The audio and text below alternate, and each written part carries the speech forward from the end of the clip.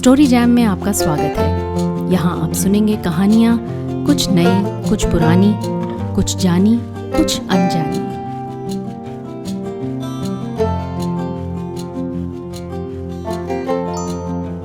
आज सुनिए सुरेंद्र वर्मा के 1993 में प्रकाशित उपन्यास मुझे चांद चाहिए का अंश। ये कहानी है अपनी शर्तों पर अपने जीवन को जीने की ललक लिए वर्षा की, अपने सामान्य से घर में असामान्य सी हसरतें रखने की जुर्रत करने वाली वर्षा की। अपनी परिस्थितियों से छटपटाती वर्षा के भीतर जल रही विद्रोह की चिंगारी को हवा मिलती है उसके डिग्री कॉलेज की प्रोफेसर से, जो उसकी टीचर तो है ही, उसके पंखों को परवाज़ देने वाली हवा और उसकी सहेली भी बन जाती है। धीरे धीरे कदम रखती वर्षा एक दिन अपने सपनों को पूरा करने के लिए अपने घोंसले को भी छोड़ देती है। उसके आगे कहानी ले जाती है उसे संघर्ष से सफलता तक और फिर सफलता से जुड़े संघर्ष तक। क्या वर्षा के सारे सपने पूरे होते हैं? ये आप इस कालजयी उपन्यास को पढ़कर ही जान पाएंगे। आज सुनिए मुझे चांद चाहिए का पहला अध्याय। अगर सुनकर पसंद आए तो भारतीय ज्ञानपीठ द्वारा प्रकाशित इस उपन्यास को तुरंत ले आएं या ऑनलाइन मंगवा लें। वादा है आपसे, आप इसे पढ़कर निराश नहीं होंगे। अध्याय 1, विषवृक्ष। अगर मिस दिव्या कत्याल उसके जीवन में ना आती तो वो या तो आत्महत्या कर चुकी होती या रूं रूं करते 4-5 बच्चों को संभालती किसी क्लर्क की कर्कश बोसीदी जीवन संगिनी होती। पिछले साल जब वर्षा इंटरमीडिएट में थी तभी miss Katyal Mishrilal degree college में आई थी, लखनऊ से। वो दोनों किस्म की अंग्रेज़ी पढ़ाती थी, सामान्य और साहित्य। साथ ही वो ज़नाने छात्रावास की वार्डन भी थी। गेट के अंदर घुसते ही बाईं ओर उनका छोटा सा सुंदर बंगला था। पोर्च में उनकी उन्हीं के जैसी नाजुक सी सुंदर कार खड़ी रहती थी। मिस कत्याल ने मिश्रीलाल डिग्री कॉलेज के इतिहास में भाव पक्ष और कला पक्ष दोनों दृष्टियों से नया स्वर्णिम अध्याय जोड़ा था। वो खूब गोरी और आकर्षक थीं। कभी चूड़ीदार कमीज पहनकर लावण्यमय युवती बन जाती, कभी लहराते पल्लू वाली साड़ी बांधकर गरिमामय महिला। कभी बालों की 2 चोटियां पीछे डोलती, कभी बड़ा सा जूड़ा बन जाता। वेश कोई भी हो, लेकिन जैसे लक्ष्मी के साथ समृद्धि चलती है वैसे ही अपने विषय का अधिकार उनके साथ साथ चलता था। कॉलेज की वो अकेली अध्यापक थी जिनके हाथों में नोट्स की कॉपी नहीं देखी गई। मिस कत्याल जब कॉलेज के गलियारों में चलती तो विद्यार्थी समुदाय की निगाहों से सम्मान की रेड कारपेट बिछती जाती। संस्थापक दिवस पर अब तक सेठ मिश्रीलाल की दानशीलता पर भाषण होते थे, जिसके प्रारंभ में मंगलाचरण के समान ये कविता पढ़ी जाती थी। जीवन में मिश्री घोल गए तुम मिश्रीलाल पार्लर वाले, जड़ता से फाटक खोल गए तुम ज्ञान जड़ी झालर वाले। मिस कत्याल ने आते ही इस कार्यक्रम को ध्रुव स्वामिनी के मंचन के रूप में मनाया। कॉलेज का ये पहला नाट्य प्रदर्शन था। शहर के मुख्य बाजार में नारी सिंगार निकेतन के बाहर रखा पोस्टर उत्सुक आंखों के बंधनवार से शोभित होने लगा। शहर जो एक सलोनी युवती के कुशल कार चालन से चौंका हुआ था, इस नाटक के प्रदर्शन से स्तब्ध रह गया। मिस कत्याल की प्रसिद्धि मिश्रीलाल डिग्री कॉलेज की सीमाएं पार करके नगर को आलोड़ित करने लगी। ये वर्षा वशिष्ठ के जीवन का बेहद संकटकालीन दौर था। पिछले महीने से उसकी ब्रा का साइज और बढ़ गया था। उसके शरीर के अंग तथा कटाव और मांसल और मुखर हो रहे थे। दिन पर दिन तीखी होती हुई समस्या ये थी कि देह के इस निखरते वसंत का उसके मन की ऋतु से कोई तालमेल नहीं था। उसके मन में लगातार शोक गीत बजते रहते थे। क्यों? कुछ सवालों का डंक उसे हमेशा चुभता था। वो क्यों पैदा हुई? उसके जीवन का उद्देश्य क्या है? क्या जीवन की प्रकृति वैसी ही होती है जैसी चौवन सुल्तानगंज की है? क्या उसे भी वैसा ही जीवन जीना होगा जैसा अम्मा, दद्दा और जिज्जी का है? अपने रक्त संबंधियों के लिए उसके मन में जो भावनाएं थीं वो हमदर्दी, उदासीनता, करुणा और आक्रोश के दायरे में स्पंदित होती रहती। इन दिनों अंतिम जज्बा उफान पर था। किशन शर्मा प्राइमरी स्कूल में संस्कृत के अध्यापक थे। शहर के पुराने निम्न मध्यम वर्गीय इलाके में सकरी, ऊबड़ खाबड़ गलियों और खुली बदबूदार नालियों के बीच उनका 15 रुपये महीना किराए का आधा कच्चा आधा पक्का 2 मंजिला मकान था। बेटा महादेव स्टेट रोडवेज में क्लर्क था। 2 साल पहले उसका तबादला पीलीभीत हो गया था। बड़ी बेटी गायत्री माँ पर गई थी। गोरी, आकर्षक, पढ़ाई के नाम से उसे रुलाई आती थी, इसलिए इंटरमीडिएट के बाद उसने विवाह के शुभ मुहूर्त की प्रतीक्षा में घर संभाल लिया। इससे माँ को भी बहुत राहत मिली, क्योंकि जिंदगी भर कोलू में जुटे रहने के बाद अब बचा खुचा समय तो सीताराम सुमिरन में लगे।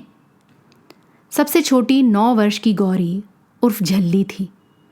उसके ऊपर 13 वर्ष का किशोर और बीचों बीच की सांवली, लंबी, छरहरी, बड़ी बड़ी आंखों वाली सिलबिल उर्फ यशोदा शर्मा। अनुष्टुप के बिना चौवन सुल्तानगंज का पोर्ट्रेट पूरा नहीं होता। ये तोता तुलसी के चौरे के पास बरामदे की दीवार से लटका रहता था।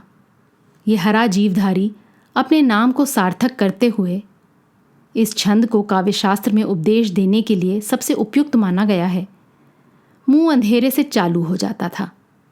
झल्ली, सीताराम बोलो। किशोर, गायत्री मंत्र पढ़ लिया। सिलबिल के साथ अनुष्टुप का संबंध वैसा ही था जैसे बाधिन का हिरनी से होता है। जैसे ही सिलबिल सामने आती, अनुष्टुप की टोका टाकी शुरू हो जाती। सिलबिल, धीरे बोलो। सिलबिल, तुलसी में पानी नहीं दिया। सिलबिल, देर लगा दी। सिलबिल की पहली रणनीति अनुष्टुप को अपनी ओर फोड़ने की बनी। उसने मीठा ग्राइप वाटर पिलाया, सर्दी में पिंजरा धूप में रखा, मिश्री की डली खिलाई। पर जब इस पर भी अनुष्टुप ने अपने छंद का मूल भाव नहीं छोड़ा, तो उसने गोबर भरी हरी मिर्च पिंजरे की कटोरी में रख दी। इस पर अनुष्टुप ने सिलबिल कपटी है। उसका शब्द चयन रीतिकाल के निकट पड़ता था और जीवन दृष्टि भक्ति काल के। सिलबिल कपटी है की रट लगाकर माँ की डांट की भूमिका बना दी। सिलबिल का विचार था, तोते का नाम सही मानों में पृथ्वी भर क्षमा होना चाहिए। जिस छंद का व्यवहार आक्षेप, क्रोध और धिक्कार के लिए किया जाता है। पिता की अलमारी से महाकवि क्षेमेंद्र लिखित सुवृत तिलक के पन्ने उसने पलट लिए थे। अनुष्टुप के संदर्भ में सिलबिल जो नहीं कर पाई, उसका खतरा अपने लिए उसने ज़रूर उठा लिया। हाई स्कूल का फॉर्म भरते समय आत्मवेषण की जीवन भर चलने वाली सुदीर्घ यात्रा की शुरुआत में सबसे पहले अपनी विरासत को नकारते और आत्मशुद्धि करते हुए उसने अपना नाम बदल लिया, वर्षा वशिष्ठ। सिलबिल का घरेलू नामकरण तब किया गया था जब वो कुछ हफ्तों की थी। लगभग 3-4 साल तक उसने अपनी संज्ञा की सार्थकता बनाए रखी। चलते समय उसकी चड्डी फिसलती रहती थी। फ्रॉक से ही अचानक बह आई नाक पोंछने से उसे कोई परहेज न था और कुछ नीचे गिराए बिना उसके लिए खाना पीना मुश्किल था। लेकिन 5 की उम्र तक धीरे धीरे सिलबिल ने अपने संबोधन को निरर्थक सिद्ध कर दिया। समय के साथ साथ शर्मा जी को इस बात का एहसास हो गया था कि यशोदा और बच्चों से भिन्न है। वो दूसरों से उल्टे एकांत प्रिय और चिंतनशील थी। उन्होंने देखा था कि गहराती शाम को वो छत पर पड़ी खरहरी चारपाई पर पत्रिका पढ़ रही है या छुट्टी की दोपहर खोई निगाह से सामने देखती हुई कुछ सोच रही है, जिसके पहले पैसे की कलेजा निचोड़ सनातन कमी के कारण कोई पारिवारिक कलह संपन्न हो चुकी होती थी। घर में शुद्ध घी की अविद्यमानता के चलते वो दूसरे बच्चों के मुकाबले बिना चूं चपड़ किए रूखी रोटी खा लेती थी और त्योहार पर नए कपड़ों के लिए जिद करते हुए भी उसे नहीं पाया गया। बस ऐसे अवसरों पर उसके चेहरे पर धीरे धीरे सख्ती सी आने लगी, जो आगे चलकर घर की चारदीवारी में घुसने पर उसकी आंखों में आ जाने वाले स्थायी भाव में बदल गई। जब संध्या समय शर्मा जी को बाजार में मिश्रीलाल इंटर कॉलेज के अध्यापक जनार्दन राय ने बताया कि सिलबिल ने अपना नाम बदल लिया है तो कुछ पलों के लिए शर्मा जी अवाक रह गए। उन्होंने ये तो सुना था कि फलानी लड़की घर से भाग गई, ढिकानी ने आत्महत्या कर ली, लेकिन ऐसे हादसे से वो अब तक 2-4 नहीं हुए थे। उनके वंश की 7 पीढ़ियों के इतिहास में ऐसा कभी नहीं हुआ था। जब शर्मा जी घर में घुसे तो काफ़ी विचलित थे। उन्होंने अपना छाता आंगन से लगे बरामदे में खूंटी पर टांगा, चप्पलें एक कोने में उतारी, सफ़ेद टोपी उतारकर दूसरी खूंटी पर लटकाई। गायत्री रसोई में मसाला भून रही थी। उसकी माँ आंगन में बैठी लौकी काट रही थी। किशोर जीने की निचली सीढ़ी पर बैठा अपने जूतों पर पॉलिश कर रहा था। दद्दा चाय पियोगे? गायत्री ने रसोई के द्वार पर आकर पूछा। इसका जवाब दिए बिना शर्मा जी ने पूछा, सिलबिल घर में है क्या? गायत्री ने माँ की ओर देखकर कहा, ऊपर है। सिलबिल, शर्मा जी ने पुकार लगाई। सिलबिल, अनुष्टुप ने दोहराया। माँ का तरकारी काटना भी रुक गया और किशोर की जूतों की पॉलिश भी। ऊपर मुंडेर से स्वर सुनाई दिया, क्या? उत्तर माँ ने दिया, दद्दा बुलाते हैं। शर्मा जी दरी पर बैठ चुके थे। उन्होंने बगल में रखा तंबाकू का डिब्बा उठा लिया था। सिलबिल सहजता से नीचे आ गई। क्या है? शर्मा जी ने उसकी ओर देखा। रंगमंच की शब्दावली में यह नाटकीय समक्षता थी। शर्मा जी को यह पता नहीं था कि आने वाले समय में सिलबिल ऐसे अनेक अवसर सुलभ करवाएगी। तुमने अपना नाम बदल लिया है? सिलबिल ने अपराध भाव से नीचे नहीं देखा। वो पूर्ववत सामने देखती रही। हाँ, उसका स्वर स्थिर था। काहे? मुझे अपना नाम पसंद नहीं था। पल भर की चुप्पी रही। अगर हाई स्कूल में नहीं बदलती तो आगे चलकर बहुत मुश्किल होती, अखबार में छपवाना पड़ता। सिलबिल ने आगे जोड़ा, वैसे ही समतल स्वर में। इस नाटकीय दृश्य के तीनों दर्शक भी अवाक थे, जैसे मंत्रबिद्ध से बाप बेटी को देखे जा रहे थे। जब शर्मा जी ने सिलबिल को पुकारा तो माँ और गायत्री के मन को आशंका कांप गई। किशोर भी मन ही मन सिहर उठा। सिलबिल ने किया क्या है? कारण स्पष्ट होते ही आतंक तिरोहित हो गया। माँ और गायत्री ने छुटकारे की सांस ली। तुम्हारे नाम में क्या खराबी है? पिता ने कड़वे स्वर में पूछा। अब हर तीसरे चौथे के नाम में शर्मा लगा होता है। मेरी क्लास में ही 7 शर्मा हैं। और यशोदा, घिसा पिटा दकियानूसी नाम। उन्होंने किया ही क्या था सिवाय कृष्ण को पालने के? सिलबिल ने पिता की ओर देखते हुए पल भर का विराम दिया, फिर उपसंहार कर दिया। यशोदा शर्मा नाम में कोई सुंदरता नहीं।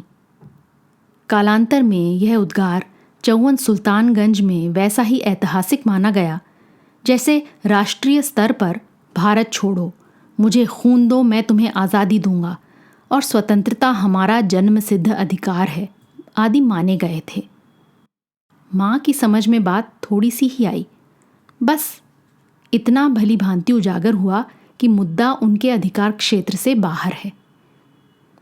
सिलबिल के बारीक सोच और तर्कशीलता के लिए गायत्री के मन में उसके प्रति कौतुक भरा स्नेह जागा तथा किशोर के मन में आदर भरी श्रद्धा।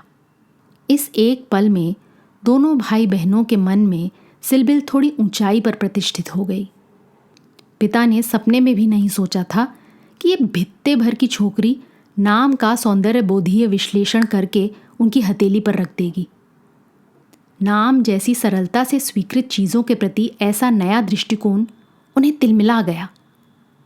पर नाम से जाति का अता पता तो मिलना चाहिए। वशिष्ठ हमारा गोत्र है, उससे ये तो मालूम हो ही जाता है कि ये ब्राह्मण है। वैसे भी ये एक महान मुनि का नाम है। और वर्षा, मैंने तुम्हारी अलमारी से ऋतु संहार लेकर पढ़ी थी। 6 ऋतुओं में मुझे सबसे अच्छी वर्षा लगी। एक पल का विराम देकर उसने उद्धरण प्रस्तुत कर दिया। देखो प्रिय, जल की फुहारों से भरे हुए मेघों के मतवाले हाथी पर चढ़ी हुई चमकती विद्युत पताकाओं को फहराती हुई और मेघ गर्जना के नगाड़े बजाती हुई यह अनुरागी जनों की मन भाई वर्षा राजाओं का सा ठाठ बनाए यहाँ आ पहुंची है। यहाँ थोड़ी सतर्कता बरतते हुए सिलबिल ने कालजयी काव्य पंक्ति में प्रिय को प्रिय में बदलकर अपनी समझ में बालक वृंद के साथ जोड़ दिया था और कमीजनों की जगह अनुरागी जनों की दस्तंदाजी कर दी थी। इसका कारण सयानी बेटी के लाभार्थ साहित्य को ओट देने वाली पिता की सेंसर दृष्टि थी। 2 साल पहले मेघदूत का पाठ करते हुए सिलबिल ने भोली जिज्ञासा की थी, दद्दा, आलिंगन का मतलब क्या होता है? कालांतर में सिलबिल ने माँ के आराध्य सीताराम को धन्यवाद दिया कि नक्षत और अभिसारिका एवं सीतकार जैसे विध्वंसक शब्दों ने उसकी भावक वृत्ति को नहीं कुरेदा। पिता अचकचा गए, अटक कर बोले, पारिवारिक जनों का बच्चे को गले से लगाना। इसके तुरंत बाद ही पिता ने पूरी कालिदास ग्रंथावली में पेंसिल से काट कर दी और सिलबिल की ओर देखे बिना कहा, अभी कुछ शब्द तुम्हारे लिए उपयुक्त नहीं। ऋतुसंहार का नाम सुनकर पिता अवाक रह गए। कविकुल गुरु के कृतित्व को वो भारतीय वाडम्य का स्वर्णिम शिखर मानते थे। चौखंबा सुरभारती से छपी ग्रंथावली उनकी अलमारी के ऊपरी खाने में गीता के बाद शोभा पाती थी। पल भर का विराम देकर सिलबिल मुड़ी और ऊपर जाने लगी। उसकी पच्चाप सुनते हुए पिता गहरी सांस लेकर धीरे से बोले, कविकुल तिलक ने ठीक ही कहा है, अपने हाथ से सींचे हुए विष वृक्ष को अपने ही हाथ से कोई कैसे काट दे। आज की कहानी आपको कैसी लगी अपने कमेंट्स ज़रूर लिखिएगा, साथ ही सब्सक्राइब कीजिएगा। आपके फैमिली और फ्रेंड्स में आप जैसे ही कहानियों के शौकीन कदरदान और हैं, उन्हें ये कहानी व्हाट्सएप पर फॉरवर्ड करें। अगली बार फिर मिलेंगे एक और कहानी, लेख या कविता के साथ। तब तक अलविदा।